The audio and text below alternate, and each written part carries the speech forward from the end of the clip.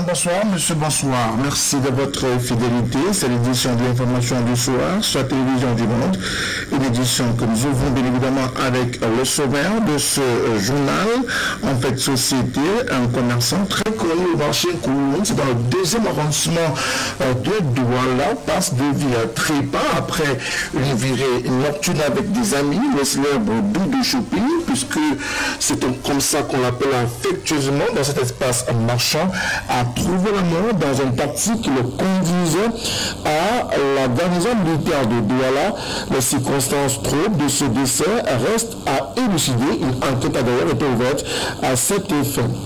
Insécurité dans les régions du nord-ouest et du sud-ouest du Cameroun. Plusieurs localités ont fait l'objet d'attaques de rebelles séparatistes, Kumba, Kumbo, Bafout, et bien d'autres n'ont pas été épargnés ce week-end par des attaques, tout comme également des bataillons d'intervention rapide, mais aussi la découverte d'un engin explosif dissimulé dans un sac de riz dans la localité de Kumba. Il a fallu l'intervention des éléments de force de défense et de sécurité. En éducation, palmarès des établissements 2020, les meilleurs sont connus à Douala dans le littoral. Le lycée bilingue de Bépanda senti être le leader dans l'enseignement secondaire général.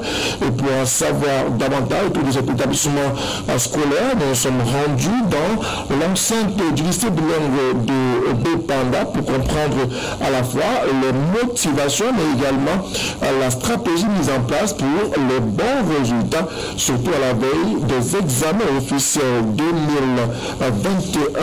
Et puis dans l'actualité internationale, crise sociopolitique au Tchad, après la mise en place du Conseil militaire de transition au lendemain du décès du président maréchal Idriss Déby Itno, un premier ministre vient d'être nommé par décret du président par intérim du Tchad, le général de corps d'armée Mahamat Idriss Déby, M. Albert Paimi Padaké, donc le tout nouveau premier ministre, devra conduire la transition avec l'agent militaire au pouvoir, au plus fort de l'appel lancé par la société civile qui justement milite pour des manifestations dès ce mardi à N'Djamena, le Tchad.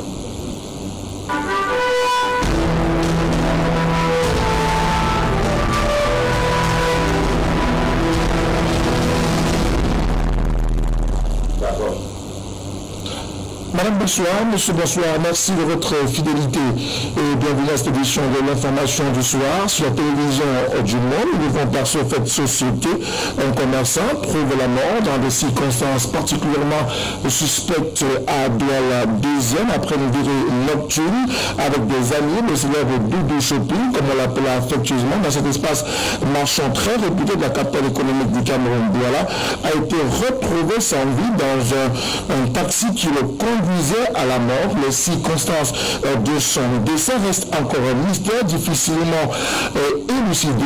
Les précisions de Charles-Fils et l'ami. C'est un nuage de tristesse qui envahit cette famille depuis le week-end dans ce domaine familial, ici au quartier Tergal de Douala. Leur fils, frère ou neveu, Doudou Shopping, comme on l'appelait publiquement, est passé de vie à trépas dans la nuit de samedi, dans des circonstances mystérieuses. Selon certaines indiscrétions, parti pour une veillée mortuaire, après une virée avec des amis, un inconnu informera la famille qu'il a rendu l'âme, suite à un bref moment de malaise. Chose encore curieuse, son téléphone qui aura servi d'appel est porté disparu. Pas son téléphone, ces gens qui ont utilisé son téléphone pour appeler, pour dire qu'il est à la garnison. On est parti et c'est le téléphone de Doudou qu'on a encore appelé le lendemain matin à 10h pour dire que la voiture est à tel endroit. Et les clés sont sur le gardien, ils sont partis pour tout. Il est parti à la veillée du voisin en face. Et il est parti à la veillée. C'était celui qui organisait avec son ami. Ils ont mangé là-bas, ils ont distribué les canettes. C'est aux environs de 1h30 qu'ils quittent pour rentrer. Et après quelques minutes, aux environs de 3h30, on appelle ses frères pour dire qu'on vient récupérer Doudou dans le taxi. On les trouvait dans le taxi et le chauffeur du taxi. Quand les enfants sont venus, ils étaient derrière, ils étaient adossés derrière. Ils ont paniqué. Ils ont demandé au taximan qu'est-ce qui se passe. Il dit que non, il y a une femme et un homme qui a déposé Doudou dans le taxi. Ils ont touché Doudou, il ne bougeait plus. Ils ont paniqué et le morgue dit que c'est depuis presque 2h30 que c'est déposé, qu'il faut qu'on enlève devant la mort d'Aganison. Ils ont porté Doudou maintenant pour aller déposer à la maison contre le corps. Le taximan est directement parti. C'est la même ambiance ici au marché Kololoun, dans ce couloir où sa boutique d'habits est très fréquentée. Âgé de 39 ans, Tekam Jean-Jacques, de son véritable nom, laisse son voisinage dans une confusion, point de laisser naître des hypothèses. J'ai tellement surpris de comprendre comme annonce que mon voisin est mort. Ce que forme un passant me dit que est-ce que tu sais que ton voisin est mort? Mon cœur frappé fort. Une personne avec qui on s'est séparés samedi ensemble, bien joyeux, content. À ma grande surprise, un dimanche matin, j'arrive au marché, on vient m'annoncer que mon voisin est mort. J'ai pris ça comme un jeu. Je me suis dit que c'était la fin d'avril, que peut-être c'est du poisson d'avril qu'on a fait pour annoncer. Mais je n'ai pas pris à ça.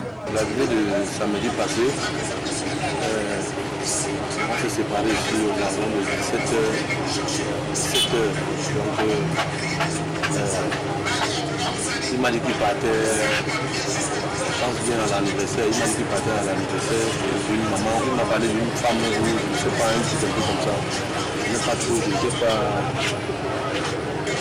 Et il m'a dit que la dame a eu la pression, la dame a déjà appelé mon cadeau 3 fois. Donc, bon, et il m'a même montré le cadeau, l'eau et le savon. C'est comme ça, on s'est séparés. Le lendemain, dimanche, j'arrive au marché aux environs de 9h. On me dit que son voisin depuis est parti. Il a rentré là aux environs de 4h, 3h. En attendant de voir plus clair sur ce décès plutôt suspect, sa famille refuse pour le moment de se prononcer sur une éventuelle action juridique. C'est le cas de sa veuve, qu'il laisse enceinte, avec laquelle il aura fait 3 enfants. Pour l'heure, aucune piste n'est encore probable pour laisser place à la spéculation, en espérant une suite de cette affaire.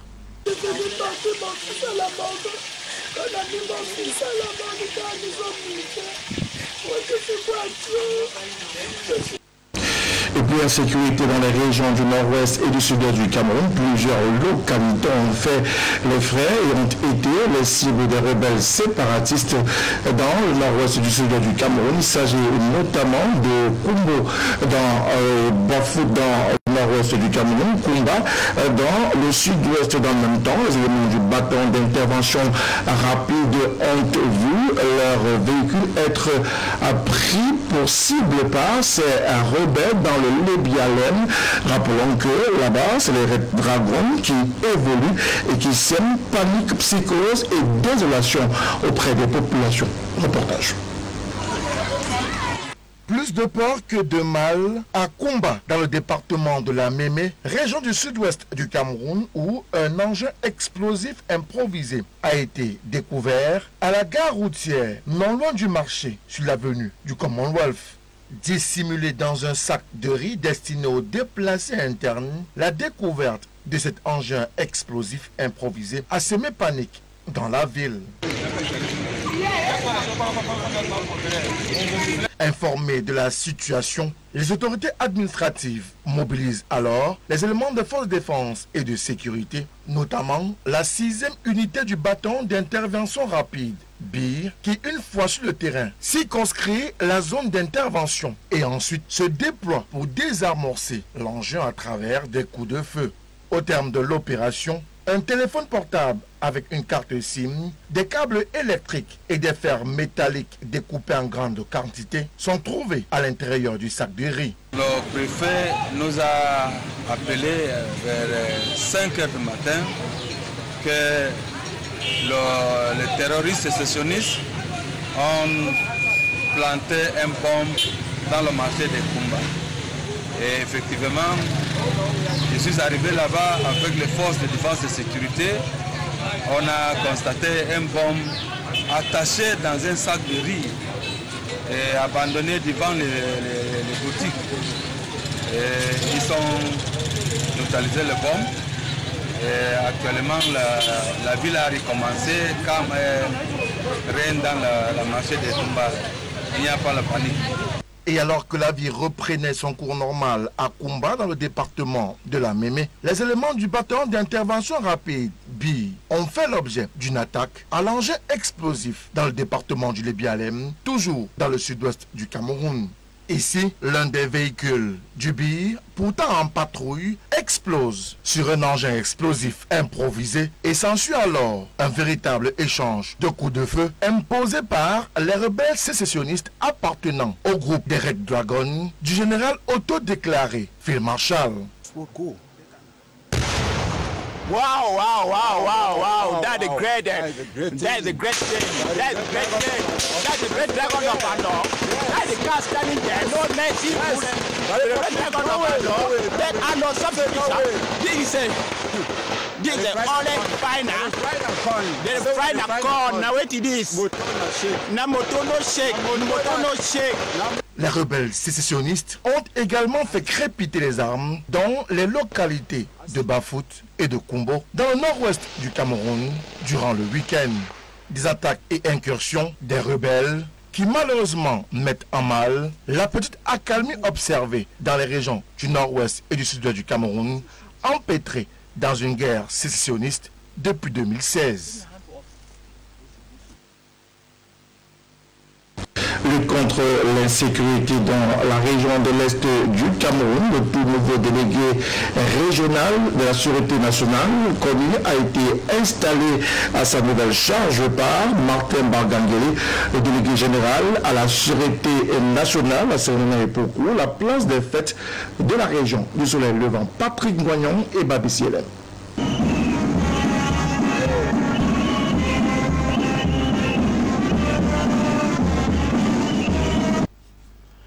Biongeri, commissaire divisionnaire natif de la Damawa, est le nouveau délégué régional à la Sûreté nationale de la région de l'Est. Il remplace à ce poste le commissaire divisionnaire Eric Assa Ché. Officier de police, inspecteur de police et gardien de la paix. De par le président de la République et conformément au décret dont lecture vous a été donné tout à l'heure, vous le connaîtrez désormais comme votre chef délégué régional de la Sûreté nationale de l'Est, le commissaire divisionnaire Biongeri est ici présent. Dans son discours d'installation, le délégué général à la Sûreté nationale a rappelé au nouveau promu ses missions sur le terrain. Monsieur le délégué général Biongeri, au regard de votre longue et riche expérience, vous disposez des suffisantes atouts pour non seulement consolider et capitaliser ce qui a été fait par vos prédécesseurs, mais également pour affronter et apporter des solutions appropriées aux défis sécuritaires de l'heure. Tout en vous félicitant pour la haute confiance dont vous venez de bénéficier de la part du chef de l'État, je vous prescris d'intensifier la recherche de renseignements prévisionnels et opérationnels pour faire échec à toutes les tentatives d'entreprises criminelles, de perturbation de l'ordre public et de la paix dans cette région. Une séance de travail dans les services du gouverneur de la région a marqué la fin de cette cérémonie d'installation. L'heure est donc à l'action pour le nouveau patron de la police dans la région de l'Est.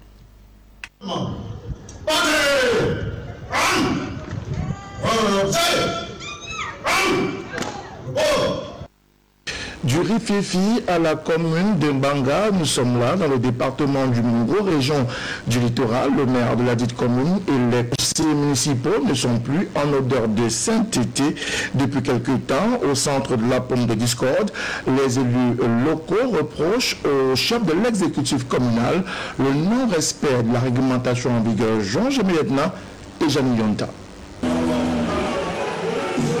Prévu à 10 h, c'est finalement à 16 h que s'est tenu le conseil municipal consacré à l'adoption du compte administratif de la commune d'arrondissement de Mbanga dans le département du Mungo. La cause de ce grand décalage horaire se trouve dans ce climat tendu entre les...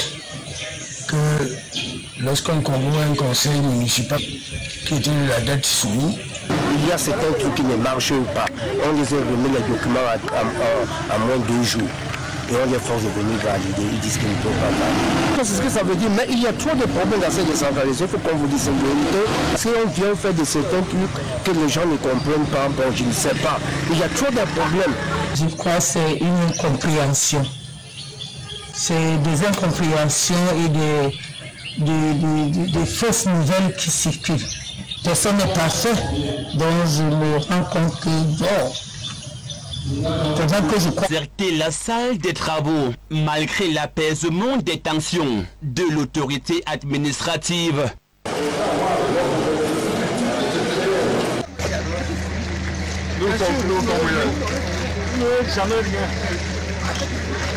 Les conseils municipaux sont les patrons des maires. Et c'est ça la vérité. Il y aura entente. Le processus c'est quoi? C'est que les gars cherchent ce qu'ils veulent et on sait ce qu'ils veulent. Et les populations qu'on met en avance, tout ça c'est la mascarade.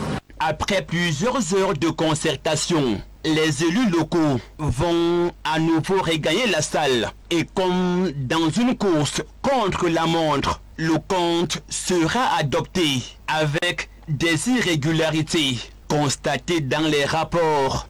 Madame le maire peut commettre des irrégularités, surtout qu'elle n'est pas technicienne. Il faut comprendre, c'est des gens, s'il y a des collaborateurs techniciens, c'est eux qui élaborent le document.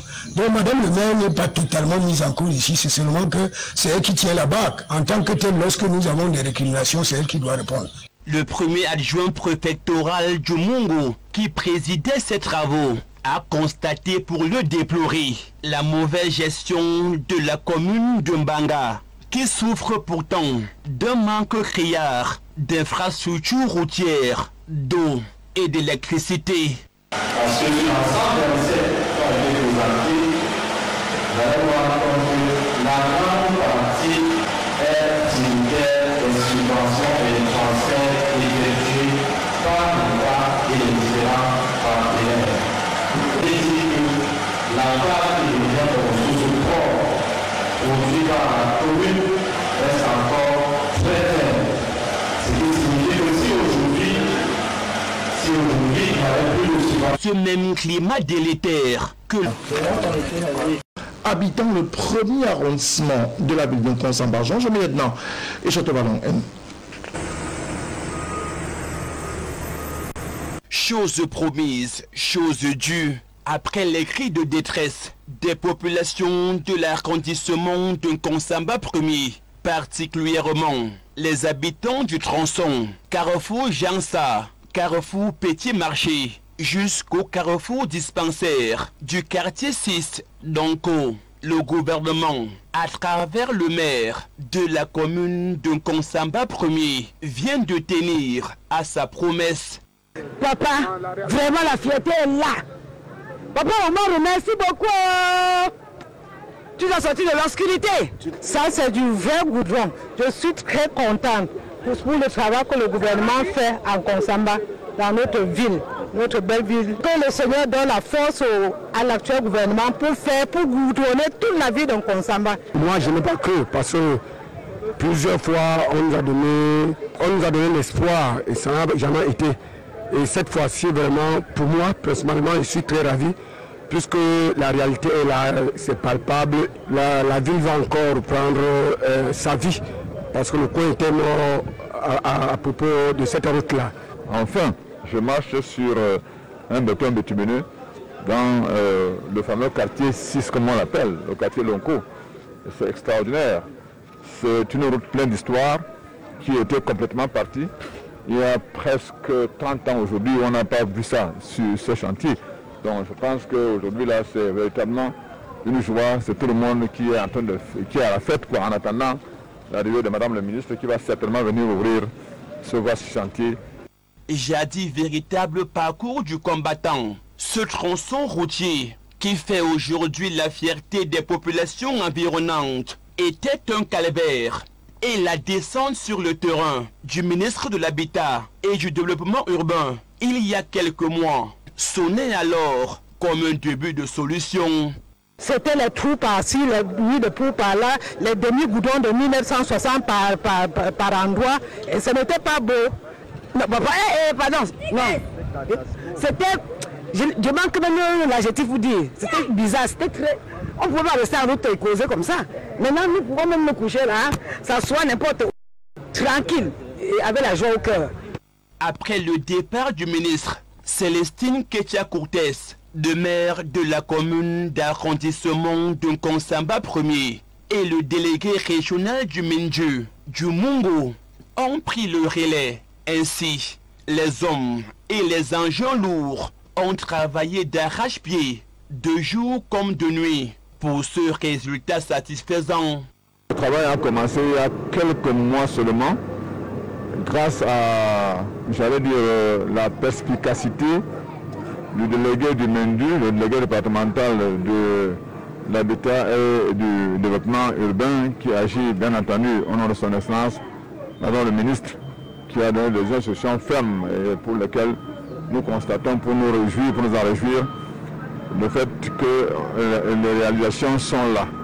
Nkonsamba est dans un vaste chantier, toute la ville est en chantier, il faut le dire, que ce soit au centre de la ville ou dans la périphérie. Donc nous sommes en plein chantier, comme vous le constatez vous-même. Et ça, nous sommes très heureux et très contents de constater enfin que ce qui a été prévu est en train de se réaliser selon le respect des cahiers de charges. Et pour éviter le revers de la médaille, avec certains transporteurs et mototaximens irresponsables, des dodanes seraient la bienvenue sur cet axe routier pour parer à toute éventualité d'hécatombe. Parce que les bensikina là, ils vont porter les vélos là, les motos là sur la tête. Vraiment, il faut au moins 1, 2, 3, 4, 6 jusqu'à là-bas en haut. Sinon, on va ramasser les cadavres.